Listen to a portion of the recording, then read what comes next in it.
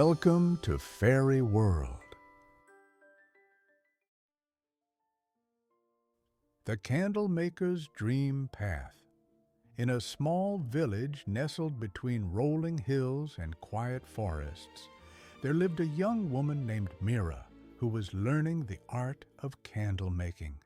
She worked in a shop on the corner of Market Street, where the windows always glowed warm with flickering light and the air smelled of beeswax and honey. Her teacher was an old candle maker named Thomas, who had been making candles for 50 years and knew everything there was to know about wicks and wax and the perfect temperature for pouring. Mira had been his apprentice for 2 years now. Every morning she arrived at the shop just as the sun came up, and every evening she left when the stars began to appear. She learned to dip tapers and mold pillars, to scent candles with lavender and rose, and to mix colors into the wax so that candles burned in shades of blue and green and gold. She was good at her work, patient and careful, and Thomas often said she had steady hands, which was the most important thing for a candle maker. The shop was filled with candles of every size and shape. There were birthday candles as thin as straw, church candles as thick as fence posts, and decorative candles shaped like flowers and fruits. But in the back room, behind a heavy wooden door that Thomas always kept locked, there were special candles that customers never saw. These were the old candles, Thomas said, made from recipes that had been passed down through generations of candle makers. He told Mira that she would learn about them when she was ready, but not before. Mira was curious about those candles, of course, but she trusted Thomas and did not ask too many questions.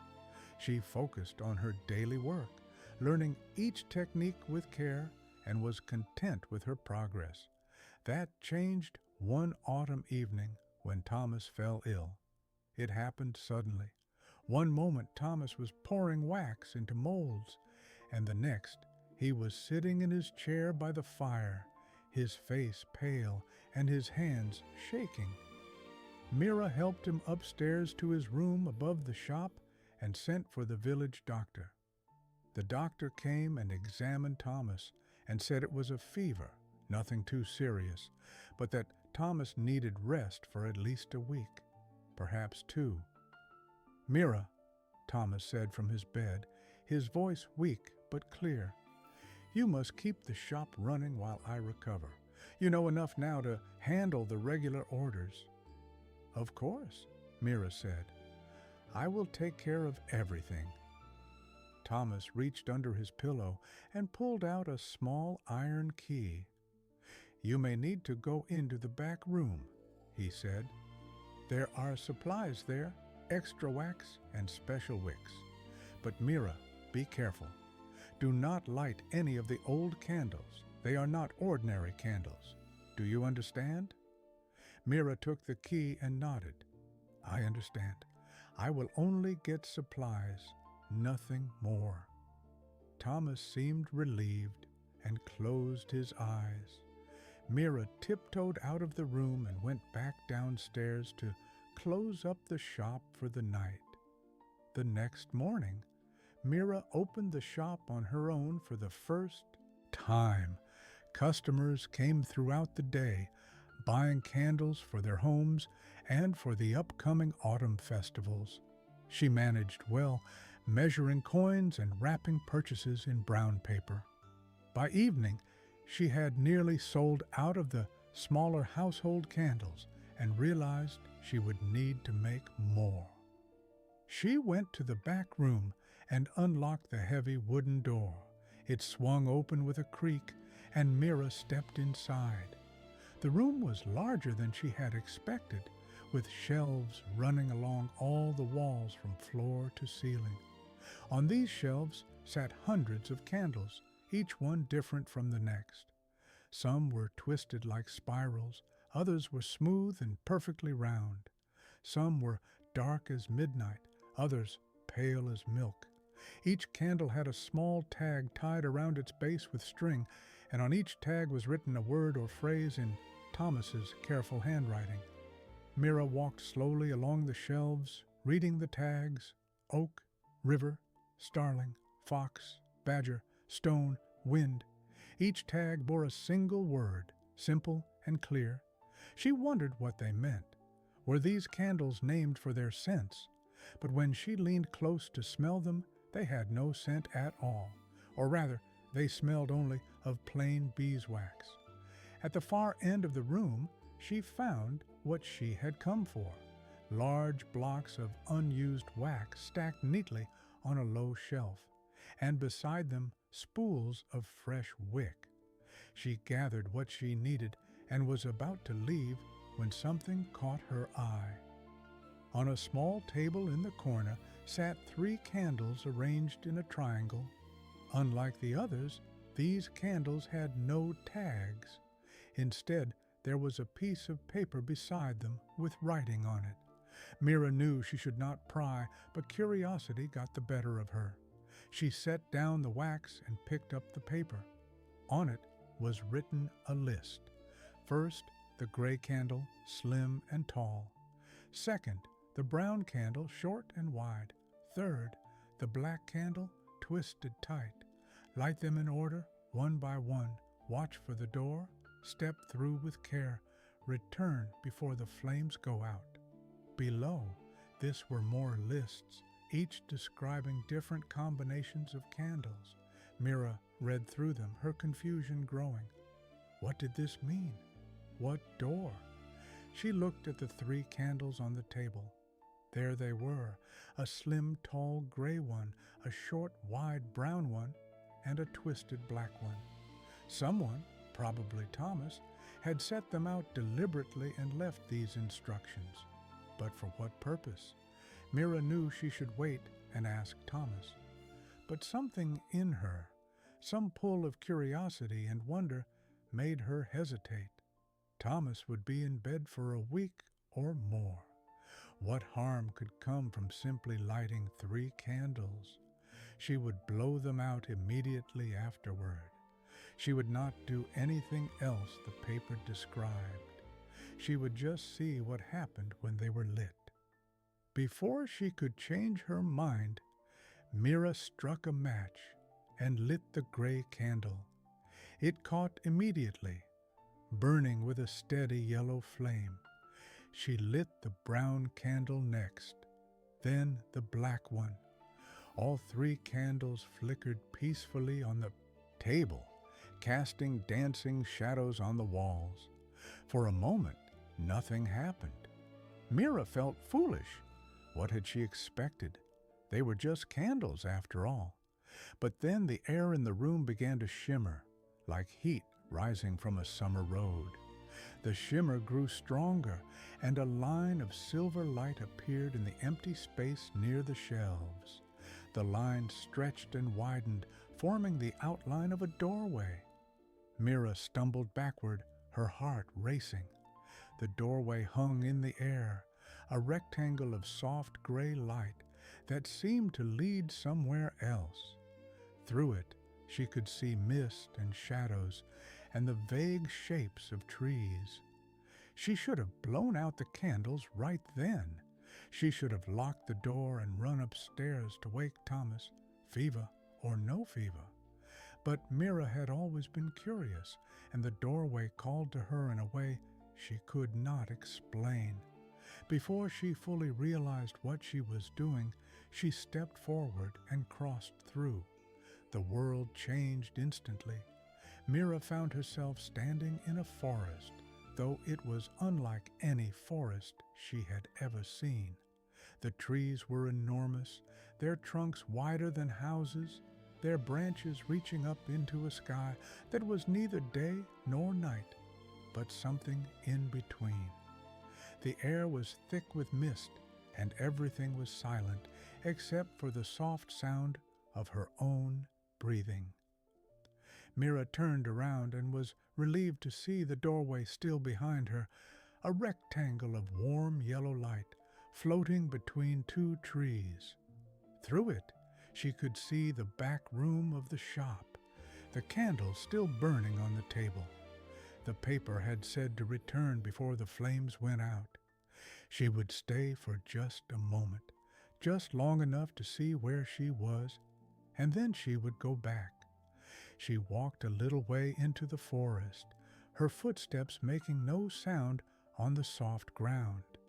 The mist swirled around her ankles, cool and damp. As her eyes adjusted to the strange light, she began to notice things, the way the trees seemed to breathe, their bark expanding and contracting slowly, the way the mist formed shapes that almost looked like creatures before dissolving again, the way the silence felt not empty but full, as though the whole forest was listening. Then she saw the rabbit. It was sitting at the base of one of the enormous trees, a small gray rabbit with long ears and bright black eyes. But something was wrong with it. It was not moving, not frozen exactly, but still in a way that living things are not still. Its eyes were open, but it did not seem to see her. Mira approached slowly and knelt down beside it. The rabbit did not react. She reached out carefully and touched its fur. It was warm and soft, and she could feel the rise and fall of its breathing, but the rabbit remained motionless, as if trapped in some kind of trance. "It is dreaming," said a voice behind her. Mira jumped and spun around. Standing in the mist was a creature that looked like a cat, but larger, with fur that seemed to be made of smoke. Its eyes were bright yellow and very intelligent. "What do you mean?" Mira asked, her voice shaking. "This is the place where dreams walk," the cat said, its voice smooth and calm. "When animals sleep, their dreams come here. What you see is not the rabbit itself, but its dreaming self. The real rabbit is somewhere in your world, asleep under a bush or in a burrow, and this is where its mind has gone." Mira looked back at the rabbit, then at the cat. "Are you a dream too?" "I am a guide," the cat said. "I walk between the dreaming and the waking. You are not supposed to be here. You are human, and humans do not enter this place." "I lit 3 candles," Mira said. "There was a doorway." "Ah," the cat said, and it sat down, curling its smoky tail around its paws. "A candlemaker. That explains it. Yes, there are doorways, old paths made long ago. Most humans have forgotten them, but a few remember, and they pass the knowledge down. You have stumbled onto something quite old." Mira felt a chill run through her. "I should go back." "Yes, you should," the cat agreed, "before your candles burn out and the doorway closes. But I see in your eyes that you have questions. Ask one, and I will answer it, but only one, for time is short." Mira hesitated. 100 questions crowded her mind, but one rose above the others. What is this place for? Why do animals dream here? "This place is the great dreaming," the cat said. "It is where creatures process their fears and hopes, where they explore paths not taken, where they heal from the wounds of waking life. Every animal that dreams comes here, from the smallest mouse to the largest whale. And somewhere, deep in the heart of this forest, is the great bear, who guards the oldest secret of all." "What secret?" Mira asked. The cat stood up, already fading into the mist. "That is a second question, and I said you could have only one. Go back now, Candlemaker, before you are trapped here." Mira ran back to the doorway. As she stepped through, she felt a strange pulling sensation, and then she was back in the shop's back room, breathing hard. The 3 candles had burned down by nearly half. She quickly blew them out and stood there, her mind reeling from what she had seen. Over the next few days, Mira tried to focus on running the shop, but she could not stop thinking about the doorway and the great dreaming.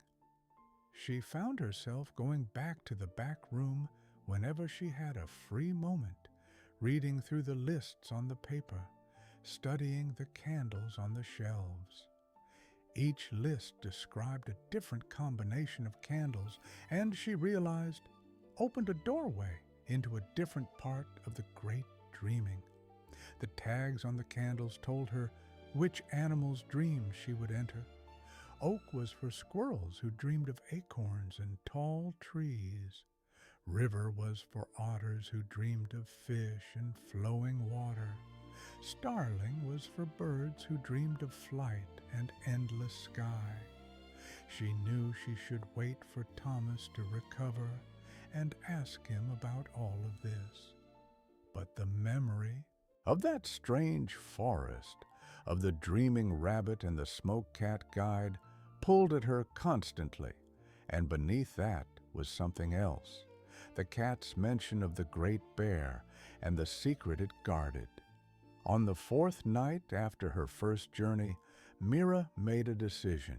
She would go back just once more, and this time she would try to find the great bear. She did not fully understand why this felt so important, but it did. Perhaps it was simply curiosity, or perhaps it was something deeper, a sense that this knowledge was meant for her. She locked the shop's front door and went to the back room.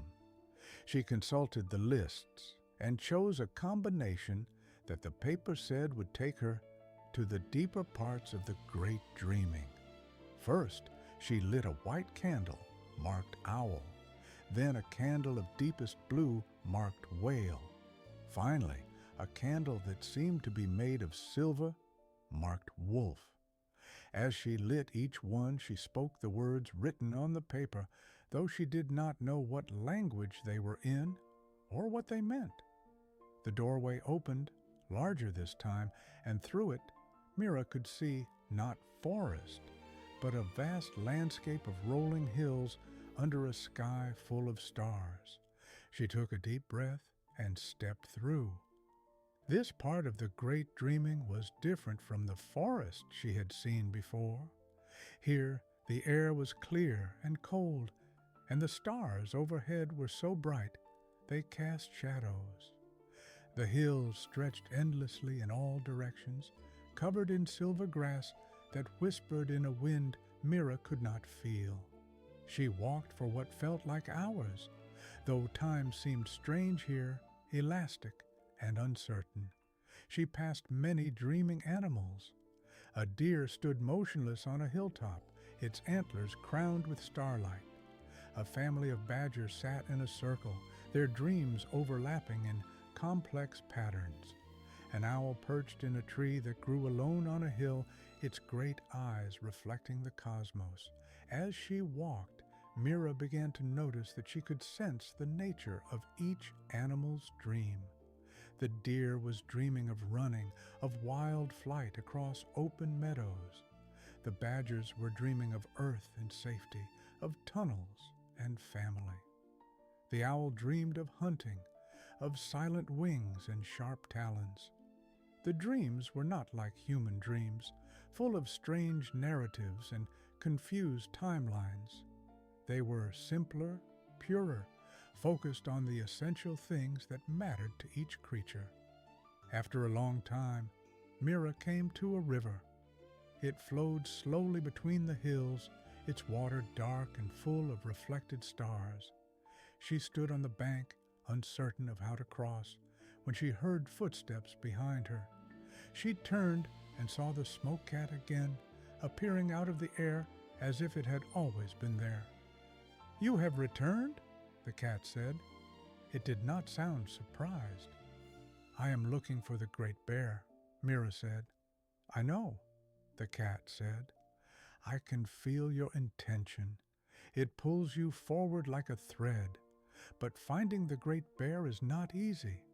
The great bear does not wish to be found by most who seek it." "Why not?" Mira asked. "Because the secret it guards is dangerous," the cat said. "Many have sought the secret for the wrong reasons. Many have caused harm with it. So the great bear hides in the deepest part of the dreaming, where few can go." "Will you help me find it?" Mira asked. The cat regarded her with its yellow eyes. "I will help you cross the river," it said finally.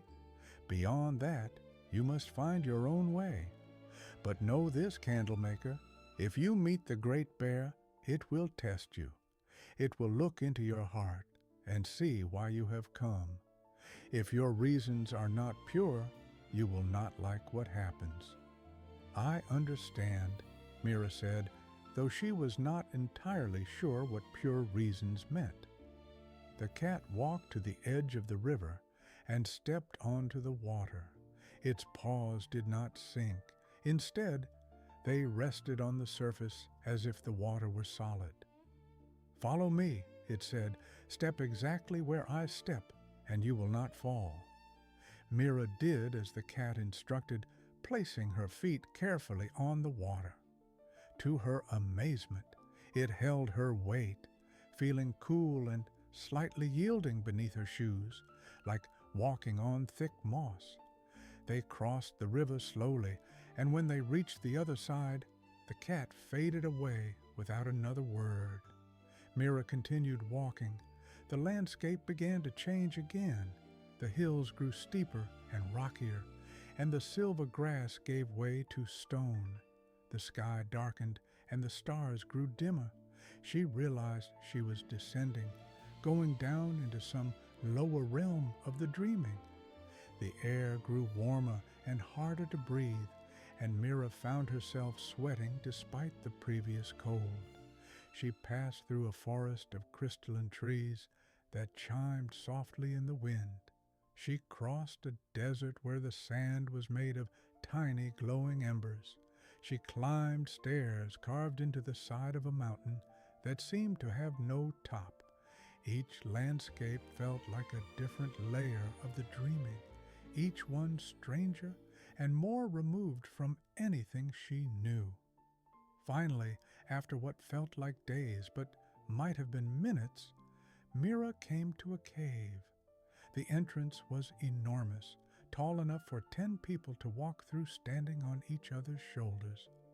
Inside, the cave glowed with a soft amber light. Mira knew, without knowing how she knew, that the great bear was inside. She gathered her courage and walked into the cave. The walls were smooth and warm to the touch. The amber light came from veins of something luminous running through the stone. The cave wound downward in a gentle spiral, and Mira followed it, her footsteps echoing softly.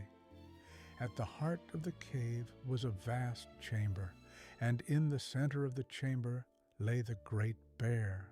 It was enormous, far larger than any bear that walked in the waking world.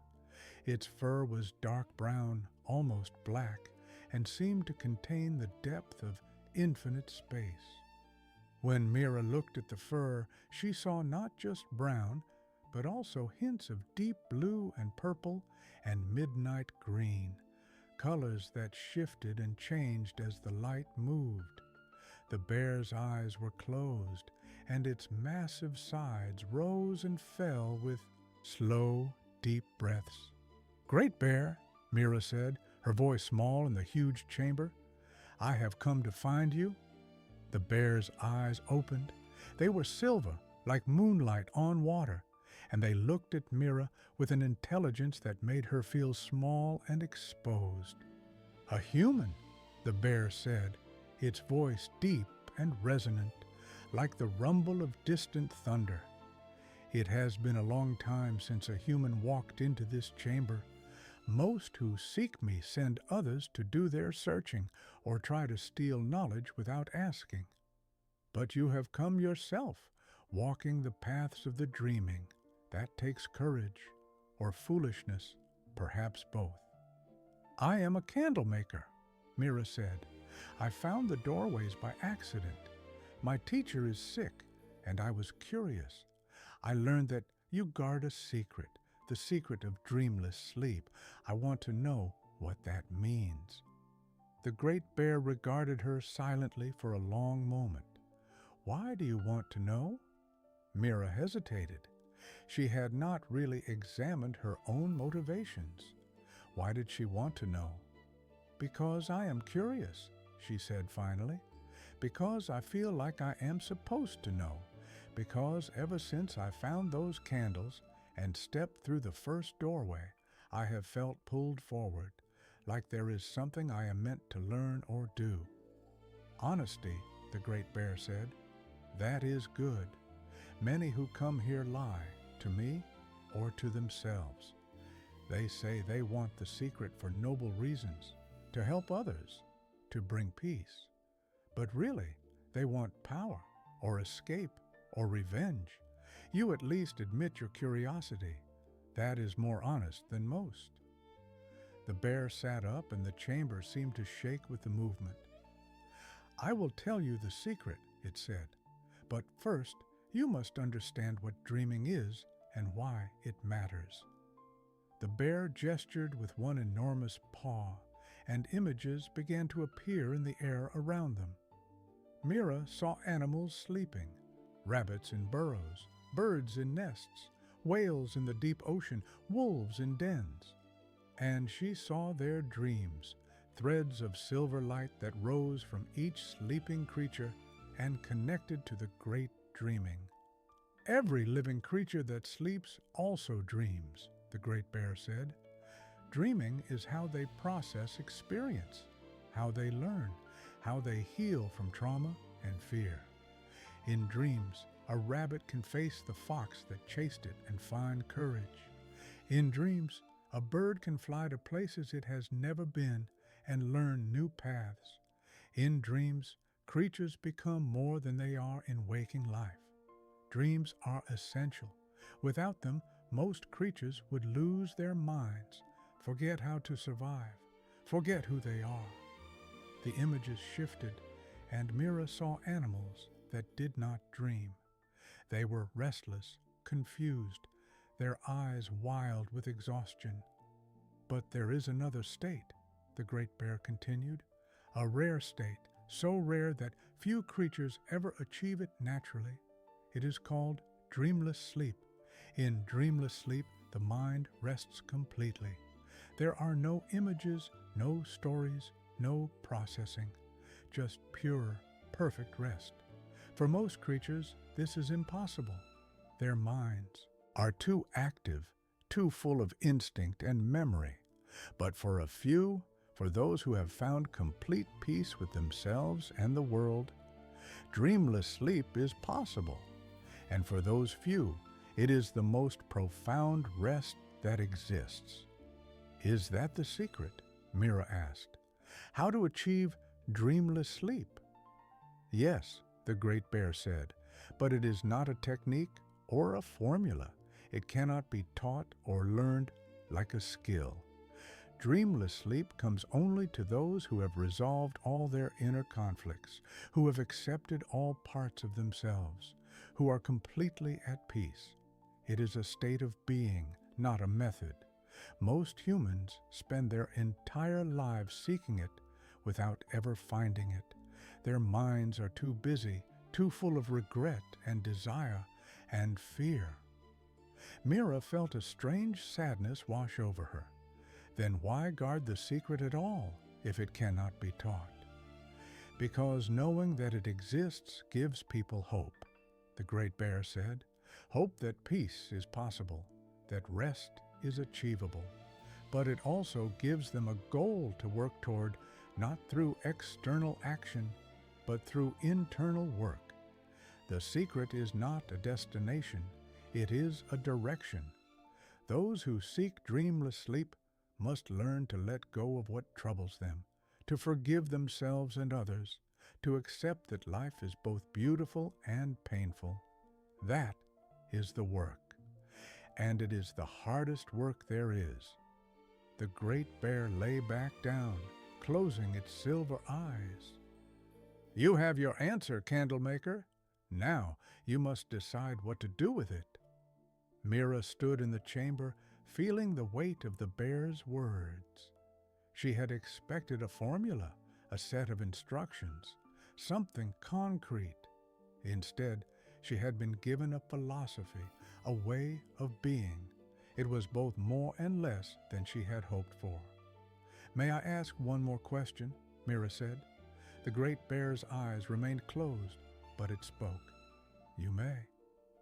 "Why do you guard this secret here in the great dreaming? Why not in the waking world?" "Because the great dreaming is where all creatures come to do their inner work," the great bear said. "This is the place of transformation, where fears are faced and hopes are born. It is fitting that the secret of dreamless sleep be guarded here, at the center of the dreaming world, because dreamless sleep is what lies beyond dreams. It is the goal that dreams themselves point toward." Mira nodded slowly. "Thank you," she said. "Before you go," the great bear said, "I will give you a gift.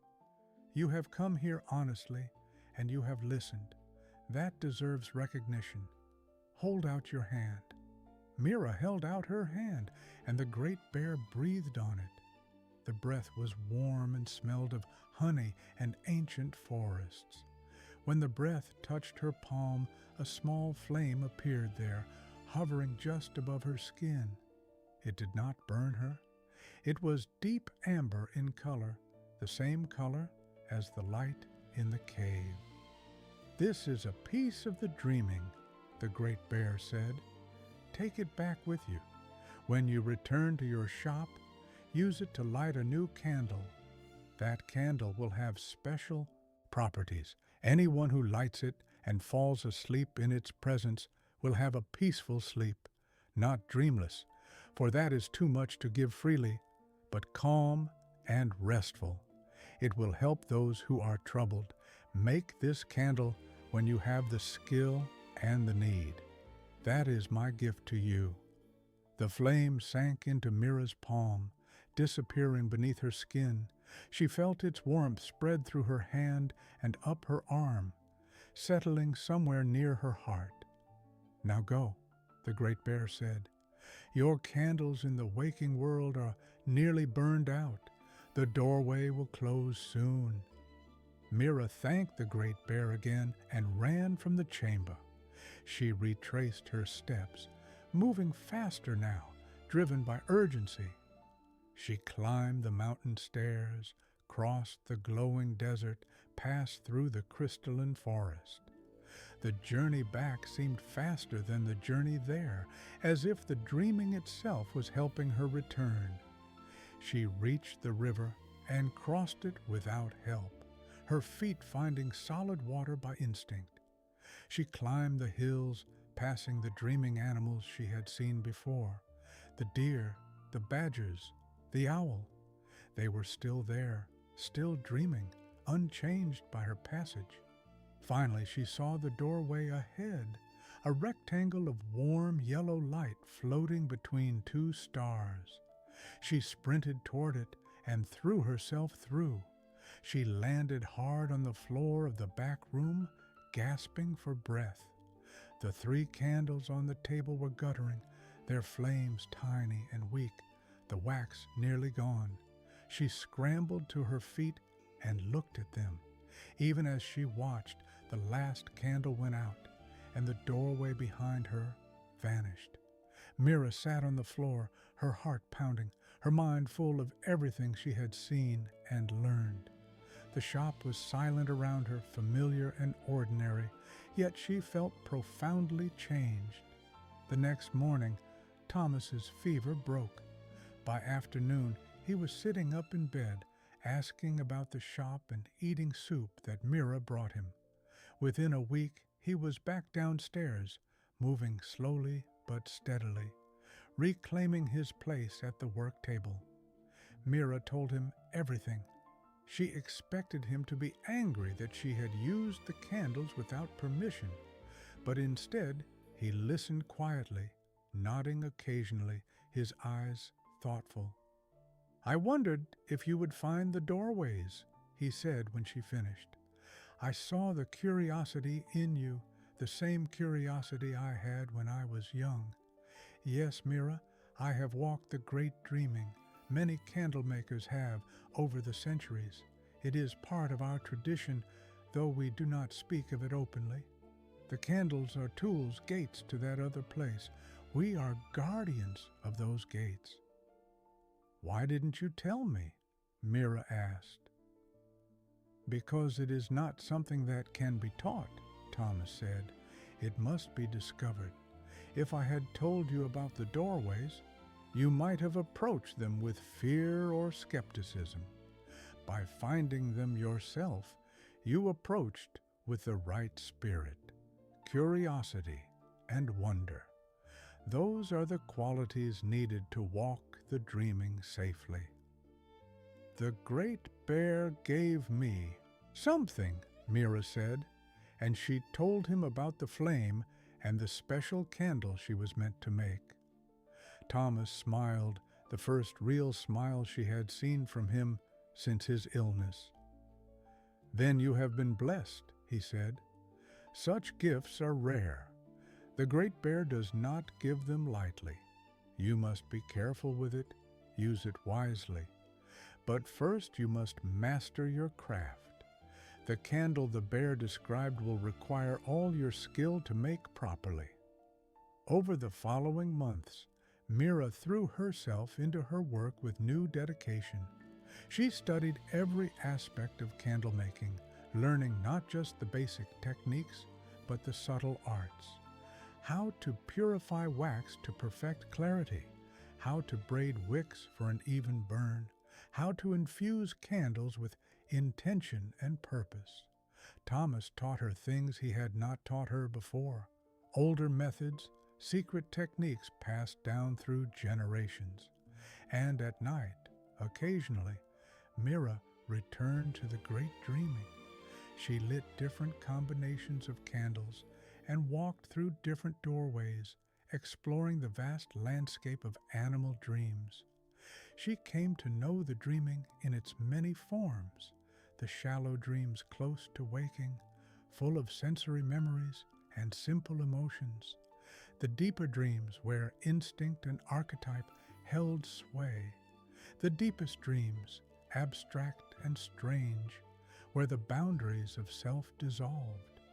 She never returned to the Great Bear's cave. Some part of her knew that such a meeting was a once-in-a-lifetime thing, not to be repeated. But she carried the bear's gift inside her, and she felt it grow warmer each time she walked the dreaming, as if it was learning from her experiences, gathering strength. One year after her meeting with the Great Bear, Mira decided she was ready to make the special candle. She chose a day in early autumn, when the light had the golden quality she associated with wisdom and completion. She locked the shop and went to the back room, gathering her materials. She used the finest beeswax she had, wax from bees that had fed on wildflowers in high mountain meadows. She purified it 3 times, melting and straining, until it was clearer than water. She braided a wick from cotton threads, incorporating strands of silk for smoothness. She prepared her mold, a simple pillar shape, elegant and unpretentious. Then she closed her eyes and reached inside herself to the place where the Great Bear's gift resided. She felt the warmth there, the amber flame that had lived in her heart for a year. She called to it gently, asking it to come forward. The flame rose up through her body, warm and bright, and emerged from her palm. It hovered there, casting amber light around the room. Mira carefully poured the melted wax into the mold, and as she poured, she let the flame touch the wax, infusing it with its essence. The wax began to glow softly, taking on an amber tint. When the mold was full, Mira set the wick and let the flame sink back into her heart. The candle cooled slowly, and as it did, the amber glow settled into the wax, subtle but present. When Mira finally unmolded it the next day, she held in her hands a candle unlike any she had ever seen. It looked simple, just a pillar of amber-tinted wax, but there was something about it that drew the eye, something peaceful and inviting. She took the candle to Thomas, who examined it carefully, holding it up to the light, smelling it, even touching it to his forehead in a gesture Mira did not understand. "It is well made," he said finally. "The bear's gift has been honored. This candle will do what it was meant to do." "Who should I give it to?" Mira asked. Thomas considered. "There is a woman in the village, Martha, who lives alone at the edge of the forest. She suffers from nightmares, terrible ones that wake her screaming. She has not slept well in years. Give the candle to her. Tell her to light it before she sleeps and to let it burn through the night. It will help her." Mira took the candle to Martha's cottage that evening. Martha was an older woman, thin and tired-looking, with shadows under her eyes that spoke of long sleeplessness. Mira explained what the candle was for, though she did not mention the great dreaming or the bear. She simply said it was a special candle that helped with sleep. Martha took it gratefully. "I will try anything," she said. "I am so tired." 3 days later, Martha came to the shop. She looked different. The shadows under her eyes had lessened, and there was color in her cheeks. She took Mira's hands in hers. "Thank you," she said, her voice thick with emotion. "I have slept 3 nights without nightmares, 3 nights of peace. I had forgotten what that felt like. Whatever you put in that candle, it is a miracle." Mira felt a warmth in her chest, a satisfaction deeper than any she had known. This, she realized, was what the gift was for, not for her own benefit, but to ease suffering, to bring rest to those who needed it. Word spread through the village about Mira's special candle. People began to come to the shop asking if she could make more. Mira was careful. She knew she could not make many such candles. The flame in her heart was powerful, but not infinite. She made 1 candle every few months, always with great care, and she gave them only to those who truly needed them. People with severe insomnia, people recovering from trauma, people whose minds would not let them rest. As the years passed, Mira became known as a master candlemaker, not just for her special candles, but for all her work. She took on her own apprentice, a young man named Jonas, who reminded her of herself, curious and dedicated. She taught him everything Thomas had taught her, and when he was ready, she showed him the back room and the doorways to the great dreaming. Thomas grew older and eventually passed away peacefully in his sleep, a sleep that Mira liked to think was dreamless, the ultimate rest he had earned through a life well lived. Mira inherited the shop and continued the work, maintaining the tradition of the candlemakers who guarded the gates to the dreaming. She walked the dreaming often, and she came to understand it better than perhaps anyone alive. She learned its rhythms, its seasons, its moods. She learned to read the dreams of animals and to understand what they revealed about the health of the waking world. When animals dreamed of pollution and shrinking habitats, she knew the forests and rivers needed protection. When they dreamed of abundance and safety, she knew the land was healthy. Mira never married and had no children of her own, but she trained many apprentices over the years, passing on the knowledge of candle making and the secret of the doorways. Some of her students walked the dreaming and returned changed. Others never felt the pull and remained ordinary candle makers, excellent at their craft but uninterested in the deeper mysteries. Mira respected both paths. As she grew older, Mira thought often about the Great Bear's teaching, about dreamless sleep and the peace it represented. She did not think she had achieved it herself. Her mind was still too full, too curious, too engaged with the world. But she felt she was moving in that direction, letting go of old hurts bit by bit, accepting her own limitations and failures, finding peace with the shape of her life. One evening, when Mira was very old, she sat in the shop after closing, watching the candles burn in the windows. The shop was quiet, peaceful, full of the gentle light she had spent her whole life creating. She felt the flame in her heart, still warm after all these years, though dimmer than it had once been. She had given away much of its light, used it to make candles for those who needed rest, and she did not regret it. She thought about making one more special candle, one for herself, but she knew it was not necessary. When her time came, she would sleep, and whether that sleep was full of dreams or empty of them, it would be what she needed. She had learned to trust in that. Mira closed her eyes and let herself drift, not sleeping yet, but resting in the space between waking and dreaming.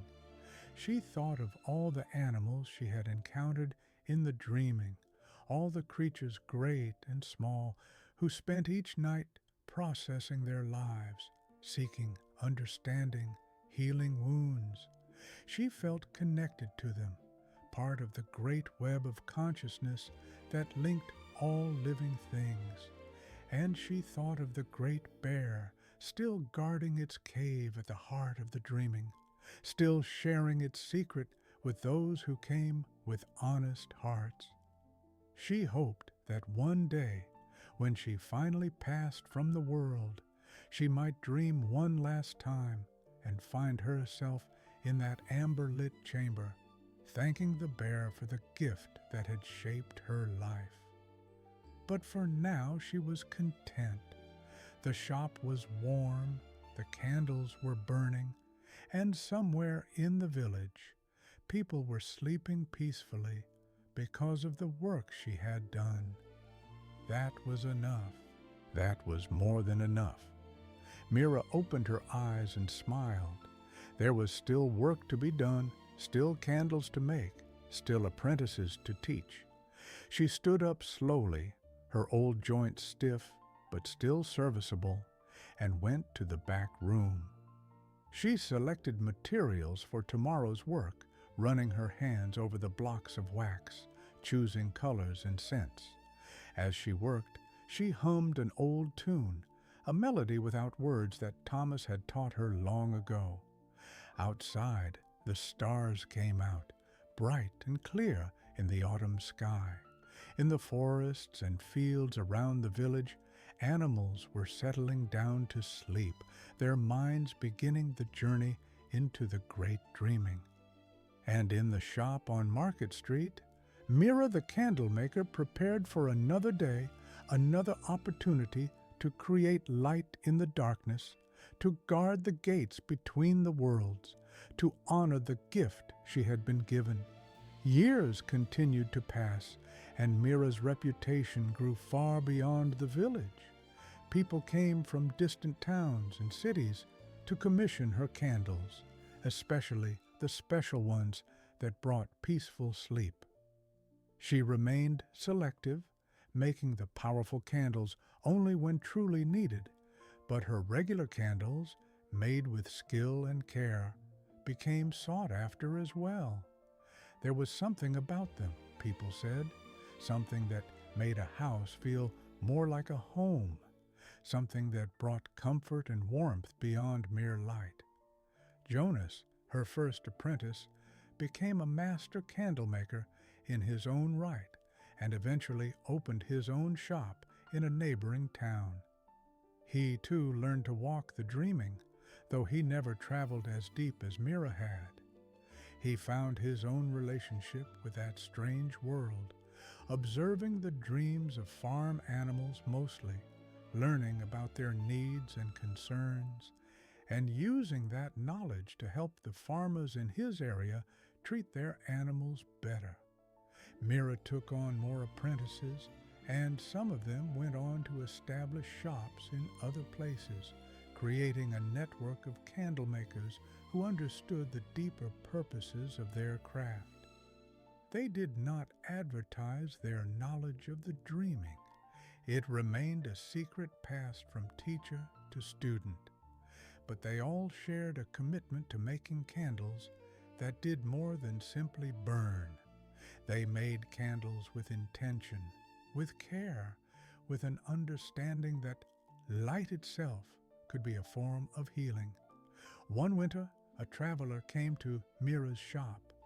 He was a scholar from a far-off university, studying old traditions and forgotten knowledge. He had heard rumors of candlemakers who could open doorways to other realms, and he wanted to know if the stories were true. Mira was wary at first. The knowledge of the dreaming was not meant to be written down in books or discussed in universities. It was experiential, personal, sacred. But as she talked with the scholar, a man named Edward, she sensed his sincerity. He was not looking to exploit the knowledge or to gain fame. He simply wanted to understand, to preserve something he feared was being lost. "The world is changing," Edward said as they sat by the fire in the shop. "Old traditions are disappearing, replaced by new ways of thinking that value only what can be measured and proven. I worry that important knowledge will be lost, wisdom that cannot be recaptured once it is gone." Mira understood his concern. She had seen the changes herself, the way people increasingly dismissed anything that could not be explained by science, the way they lost touch with the subtle, invisible aspects of life. "I cannot tell you everything," Mira said. "Some knowledge must be experienced to be understood. But I can tell you this: there are realms beyond the waking world, places where the consciousness of living beings goes during sleep. These realms are real, not metaphors or fantasies, and there are people who know how to access them, who serve as guardians and guides. That knowledge has existed for thousands of years, and it will continue to exist as long as there are those willing to learn." "Will you teach me?" Edward asked. Mira shook her head. "I cannot teach you to walk the dreaming. You are not a candlemaker, and you do not have the years of preparation needed. But I can give you something else." She went to the back room and selected a simple candle, one made of plain beeswax with no special properties. She brought it back and gave it to Edward. "Take this candle," she said. "Light it when you are doing your scholarly work, when you are reading old texts or thinking about forgotten knowledge. Let it remind you that some truths are simple and ancient. Fire, light, warmth. These are primal things, things humans have understood since the beginning. Not everything needs to be complicated or hidden. Sometimes wisdom is as simple as sitting quietly with a candle and letting your mind rest." Edward took the candle and thanked her. He left the next day, and Mira never saw him again. But years later, she heard that he had written a book about traditional crafts and the people who practiced them. In the book, he had a chapter about candlemakers, and he wrote about the care and intention they put into their work. He did not mention the dreaming or the doorways, but he captured something of the spirit behind them, the sense that craftsmanship could be a spiritual practice, a way of connecting to deeper realities. Mira was pleased. This was the right way to share the knowledge, not by exposing secrets, but by pointing toward them, by encouraging people to approach their work and their lives with greater awareness and intention. As Mira moved through her 70s and into her 80s, she found herself returning to the dreaming less often. Her body was old now, and the journeys were tiring in a way they had never been when she was young. But her understanding of the dreaming deepened. She no longer needed to walk through it to feel connected to it. She could sense it from the waking world, feel its presence like a current running beneath everyday reality. She began to have dreams herself, real dreams, vivid and meaningful. Before, her dreams had been ordinary, forgettable fragments, but now they took on the quality of the great dreaming, clear and purposeful. In one dream, she met the smoke cat again, and it told her she was beginning the transition, moving from the role of guardian to something else, something that did not yet have a name. In another dream, she found herself in the great bear's cave. The bear was sleeping, but it stirred when she approached, opening one silver eye. "You have done well, Candlemaker," the bear said. "You used my gift wisely, sharing it with those who needed it, never hoarding it for yourself. The flame I gave you is nearly gone now, but it has been well spent." "Will I find dreamless sleep when I die?" Mira asked. "I do not know," the bear said. "That is not for me to determine, but I think you have made peace with yourself, and that is what matters. Whether you dream or do not dream, you will rest." Mira woke from that dream feeling calm and ready. She did not fear death. She had lived a good life, had done meaningful work, had helped people and animals in ways both seen and unseen. Whatever came next, she would face it as she had faced the dreaming, with curiosity and courage. Her final years were peaceful. She trained one last apprentice, a young woman named Clara, who showed great promise. To Clara, Mira passed on all her knowledge, holding nothing back. She showed her the back room, the candles, the lists of combinations. She walked with her through the dreaming, introducing her to the smoke cat and teaching her how to read the dreams of animals. "When I am gone," Mira told Clara, "the shop will be yours. Continue the work. Guard the doorways. Make candles that bring light and comfort. That is our purpose." Clara promised she would, and Mira believed her. One spring morning, when the world was fresh and green and full of birdsong, Mira did not wake up. Clara found her in her bed, peaceful and still, a slight smile on her face. By her bedside was a single candle, burned down to a stub, its wax pooled in the holder. Clara did not know when Mira had lit it or why, but she understood that it had been important, a final act of a master candlemaker. The village mourned Mira's passing, and many people came to the funeral. They spoke of her kindness, her skill, the candles that had helped them through difficult times. They did not know about the dreaming or the great bear or the doorways between worlds. They only knew that Mira had been someone special, someone who made the world a little brighter, a little more peaceful. Clara took over the shop and continued the tradition. She too became a skilled candlemaker, and she too learned to walk the dreaming. She trained her own apprentices in time, passing on the knowledge, keeping the gates guarded. And in the great dreaming, in the cave at the heart of that strange and vast realm, the great bear continued its watch. It remembered Mira as it remembered all those who had come before her and all those who would come after.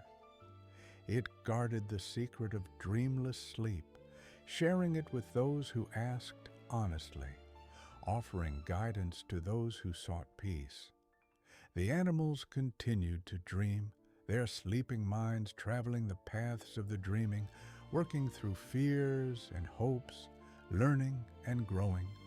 And the candlemakers continued their work, creating light in the darkness, opening doorways when needed, helping those who were lost find their way. This is the way things have always been, and the way they will continue to be as long as creatures sleep and dream, as long as someone remembers the old knowledge and keeps the flames burning. The end.